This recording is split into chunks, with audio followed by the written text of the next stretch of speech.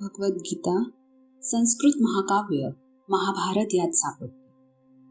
सुमारे 5000 वर्षापूर्वी भगवान श्रीकृष्णाने आपला भक्त व मित्र अर्जुन याला भगवद्गीता सांगितली.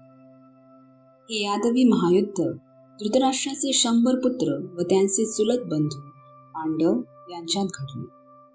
धृतराष्ट्र व पांडू हे 2 भाऊ होते व त्यांचा कुरुवंशात जन्म झाला होता.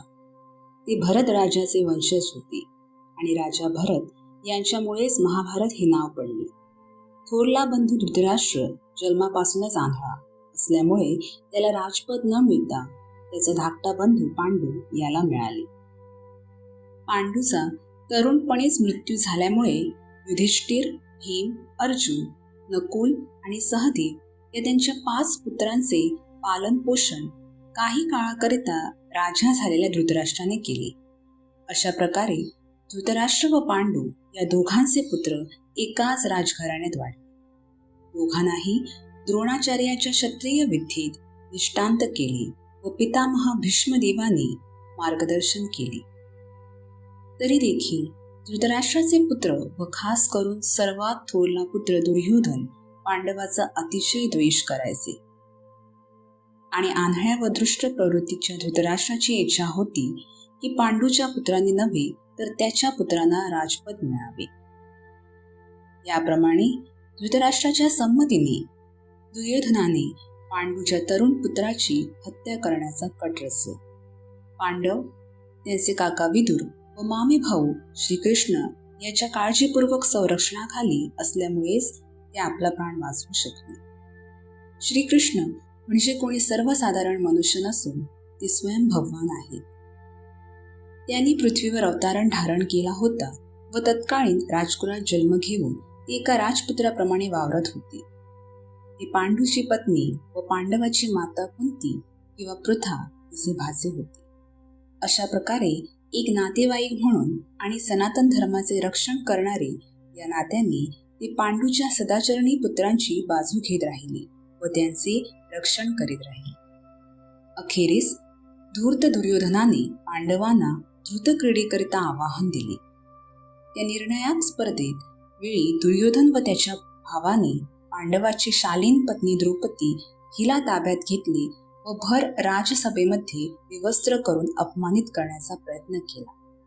श्रीकृष्णाच्या दिव्य हस्तक्षेपामुळे तिची लाज राखली गेली, परंतु ते धूत क्रीडेत फसवणूक झाल्यामुळे पांडव त्यांचे राज्य गमावून बसले व त्यांना 13 वर्ष वनवास भोगावा लागला. वनवासातून परतल्यावर पांडवांनी आपले न्याय हक्काचे राज्य परत मिळावे म्हणून दुर्योधनाला विनंती केली, परंतु त्याने साफ नकार दिला.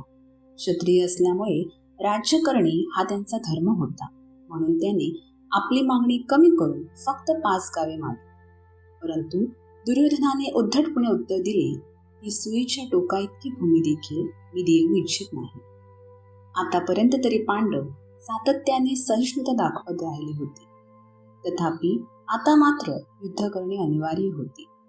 जगभराच्या राजापैकी कोणी पांडवाची बाजू घेतली तर कोणी कौरवाची बाजू घेतली, तरी सुद्धा श्रीकृष्ण स्वतः शांतिदूत या नात्याने दुर्योधनाच्या दरबारी गेले व त्यांनी चालोख्याकरिता विनंती केली. तेव्हा त्याची विनंती अमान्य करीत आली तेव्हा युद्ध निश्चित झाले. अत्यंत सदाचरणी असलेल्या पांडवांनी श्रीकृष्णाला साक्षात परमेश्वर म्हणून जाणले होते, परंतु धृतराष्ट्राचे पुत्र मात्र त्याला समजू शकले नाही. तरी देखील युद्धापी पासू अशा विरुद्ध पक्षाच्या हट्टामुळे श्रीकृष्णाने युद्धात भाग घेतला. परमेश्वर असल्यामुळे ते स्वतः युद्ध करणार नव्हते, परंतु ज्याला त्यांचे सैन्य हवे असेल तो त्यांचे सैन्य घेऊ शकत होता व ज्याला स्वतः श्रीकृष्ण हवे असतील त्याला ते सल्लागार म्हणून उपलब्ध होते. राजकारणी दुर्योधनाने श्रीकृष्णाचे सैन्य मागून घेतले, तर पांडवांनी प्रत्यक्ष श्रीकृष्ण प्राप्त करायची तितकीच उत्कट इच्छा होती. अशा प्रकारे श्रीकृष्ण हे अर्जुनाचे सारथी झाले व त्या महान धनुर्धाराचे रथ हाकू लागले.